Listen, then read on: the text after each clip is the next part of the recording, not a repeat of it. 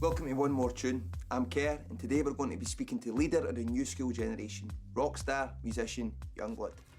I got a toxic attitude and lack self-control. A reason to be messed up individual. Good to see you, brother. How are you? How's the boys? Good, everything's good, man. How's things been, all right? Crazy, man. Just insane. We built a full set for you, man. Check this out, right? So, this is a YUNGBLUD. Wow, that's so hard. Got some black hearts, obviously standard. So, YUNGBLUD, here's his concept. I ask one question, you pick one tune. I love it. Pick one tune that makes you not give a fuck. Probably Balls on Parade by Rage Against the Machine. With a pocket full of shells. What a shout. When was the first time you heard that song? Oh, man, probably young, man. Because obviously, people don't know, I grew up in a guitar shop. My old man in a guitar shop. So that was just on all the time. And I think there was a guy called Napa in Manchester who played that stuff when I was about 12. And I was walking around in like goth boots and he just played that. It's like, Balls on Parade. I was like, what is this, man?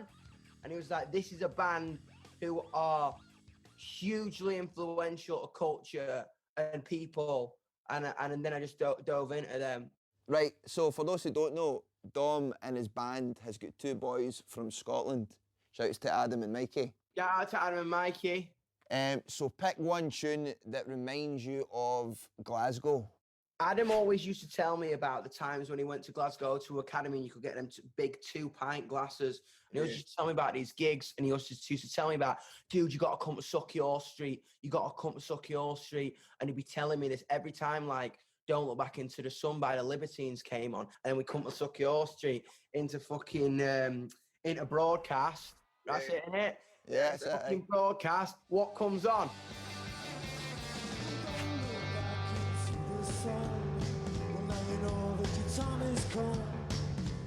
I'm like, this prophecy happened, and now I'm pissed out my face on Sucky Street, prophesized by Adam. I don't know why Libertines somehow just reminds me of Glasgow. Pick one tune that reminds you of home. We're listening to all this stuff in LA, because we were trapped for lockdown in LA, and we were literally watching episodes of Fresh Meat and listening to probably fucking Chelsea Dagobah for Fratellis.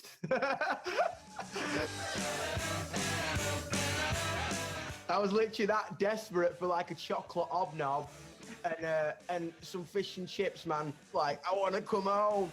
How is LA? How's LA been? It's all right, man. I don't know if I like it sometimes. You know what I mean? Sometimes I'm very English, you know what I mean?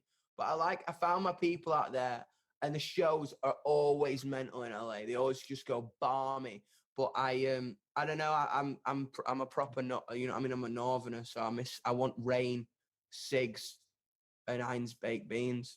A bit of grimness. Bit of grey, yeah. That's the thing, man. Do you know what I mean? I like the rain. Yeah. I'm like a little flower. I need to be watered. So tell us about the new material, man. How does it differ from early YUNGBLUD? Oh, it's this record, man. This is a proper neat whiskey story about life. I think the first album was so angry because I was writing it against people who kind of misunderstood me and judged me and didn't get me my whole life.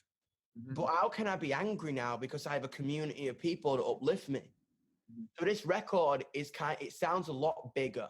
There's a lot of Queen in there. We kind of went there and I kind of made an album that I really wanted to. And it's crazy because the singles that come out before, the whole album is an absolute concept. You know what I mean? Start to finish. It tells a story. It's about being 15 different characters at once. And it tells a story of 15 characters, and accepting each individual character will make you find peace in yourself. Because every single one of us is 8 different people all at one time. Yeah, you don't know which version of Kerr you're going to wake up to in the morning. Mm-hmm. You know what I mean? I don't know which version of Dom I'm going to wake up to. See, you mentioned it's kind of like Queen there. Was Freddie Mercury influence to you growing up? He was a front man, yeah. Freddie and Mick Jagger would I just watch them and I just get my breath taken away. I remember the first time I seen you play live when I was like, throwback to your man there. Do you know what I mean? You've got that presence on stage, man. I love Freddie, man. I was like, if I could meet someone, if I could have dinner with someone who's passed on, it would definitely be Freddie Mercury. Pick one tune from the first album you ever owned. A Certain Romance by Arctic Monkeys, from whatever people say, that's what I'm not. Loading might wear classic Reeboks or knackered Converse or tracky bottoms tucked in socks. But all of that... I don't know, man. It proper reflected like Adidas hoodies outside a chip shop while the rain's coming down, and then I walk down the street and ask someone to go into the shop and buy me a pack of cigs. It would make me not give a shit. Mm-hmm. You know what I mean? They would make me uplift me, and I love the idea of chaos and being like, this is who I am. But you know, I feel as if that heavily influences your music, because if you listen to your music, it's like rock, punk, hip hop, and even visually though as well, like anything that like Clockwork Orange or something like that, I can see that in your visuals. Do you know what I mean?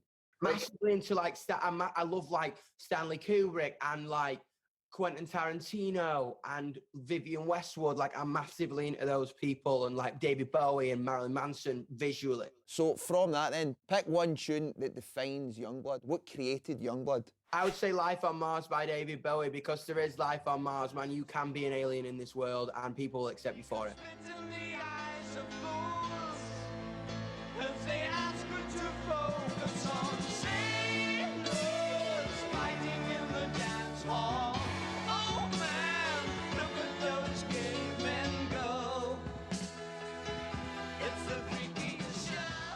You know your song Weird? Yeah. Did you predict the pandemic? What's going on? Dude, I mean, don't say that to people. People be outside my house with a pitchfork.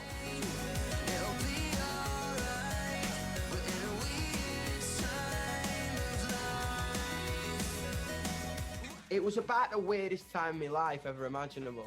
Right. I mean, the year before last, man, I had the weirdest time in my life ever imaginable. I nearly lost my mum. Bad weird? Oh shit, obviously not good. You know what I mean? I nearly lost my mum. We got big, like we couldn't kind of comprehend that. Mm-hmm. We were just flying all over the world. I fell in love. I've experienced heartbreak for the first time. I felt like the planet was just shifting under me. You know what I mean? I was trying to catch smoke. It's like trying to catch some version of reality, and everything was just weird. So, and then we played Brixton Academy, and I was just like, and we just looked at each other because three of us are in a 2-bed flat, tiny shoebox in Clapham. No one wanted to sign us. No one were interested. No one, whatever. And we were just like, if we played Brixton, man, that'd just be magic, wouldn't it? And then the night of Brixton, it happened, and we sold it out, and it was insane. And I just literally went somewhere I shouldn't have, doing whatever. And literally just sat up, lit a cig, and then wrote that lyric. You know what I mean? On a roof, on some random roof. I don't know where I was. What, you wrote that tune the night of that? Of Brixton? Just a melody came to me, yeah, and then it just kind of came out. I had ideas. Tremendous. Pick one tune with lyrics that you wish you wrote. That is the really hard one, because there's so many insane lyrics that I wish I'd written. I think probably Zombie by the Cranberries.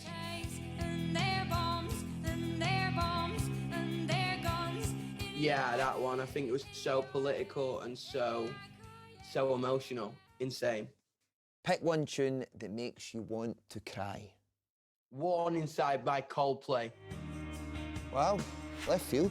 Dude, Left Field makes me cry every time. I cry a lot at music, to be honest. I'm such a weeper. I love to weep. Are you the same with film? Does film make you cry? Dude, yeah, same. Good book, rom-com, dead. Absolutely dead as a door knocker. I'm like... Pick one tune that makes you want to get naked. Oh, makes you want to get naked. I would probably say, I Put a Spell on You by Screaming Jay Hawkins. I put a spell on you. Put a spell on you. I'm like, all right, it's on. Trousers down. Let's get it. Here's a kiss. Do you know what I mean? Pick one tune you would put in a time capsule right now, and 2050, somebody goes, play it. Lane Boy by 21 Pilots really had a big effect on my head. Nice.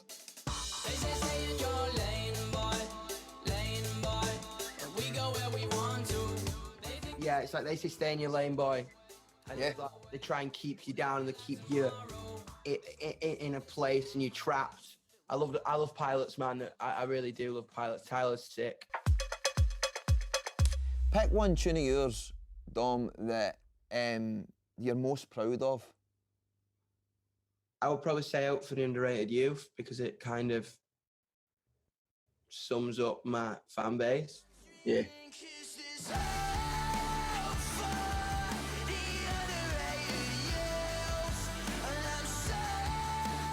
You know what I mean? It sums up my generation, I think. A generation of intelligent young people who see a future that we want to be a part of, like an equal world and that.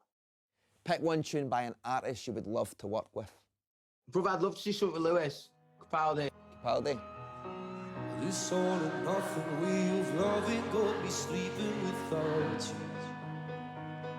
you. Now I need somebody to... I think we create something mental. I want to do something like Love the Way You Lie. Well, I mean, that would be good. Fuck, that'd be cool. Something proper beautiful, but then it like starts it in like it's a bit hard in the verse, which would be cool. Well, I mean, you know him well enough. You shared a flat with him. He's a good lad, man. We every time we're in LA at some weird place, we're always a bit like, what has happened here? You know what I mean? Like, Yeah, because there was a point when you were in a flat in London. Was it in Clapham you were? And Adam and Mikey were living with me, and then Adam literally went to college with him, like they were best mates. And we'd come down, and Lou would come down when he was coming to do sessions down here, and he'd literally keep on our couch in the same room as Adam, because Adam lived in a living room. Right. And then we'd both be like, you get signed yet? And he looked yet? And we'd both be like, nah, man, what about you? And then we were literally together the night I released King Charles. We're in some weird pub in Peckham. So that's like, what, 2017? Something like that? Like that, and we dropped it, and I think Lou had just got signed because he just released Bruises, and it was pretty mental to be like last year at the Grammy after parties together in LA. Like, what is going on here? Is success what you thought it would be? It is weird. I mean, it's weird, but I don't know. I feel like I've got a family, and I feel like I'm a part of something. I feel like I got a direction in my life when I never had one. Mm-hmm. I was always too loud or too different or too something, always just too fucking something. And then in this community, I feel like I'm just me and they are them, and we all feel like we can be who we are, and it's sick. Like I always check in every month. I'm always, hopefully forever, for the rest of my career, I will FaceTime them. I'll just be like, drop a black heart, I'm gonna FaceTime Tenio. See what you think. What, you just call them and speak to your fans direct? Yeah, and this young person says to me, when you walk into a YUNGBLUD show, it's like the outside world goes away and you can speak to anyone because you got something in common with them. It's like everyone's there for a reason. You know your people, and you just see something in their eyes that it's just like, you're the same as me. Sick, nice to meet you. It's pretty incredible feeling, eh? Dude, it's mad. It's mental, and it's kind of it's like we were saying to the boys, it's got bigger than we ever expected it to get. But it almost feels like we just left the starting gate. You know what I mean? It's mad. Right, mate, last question, right? Sick. You've got the aux. Pick one more tune to see us out. Bohemian Rhapsody, because everyone's just going to have a pint of lager and start kissing each other. Well, when we're back from the pandemic, obviously, social distance, wear your masks. Metaphorical kissing down the Zoom phone.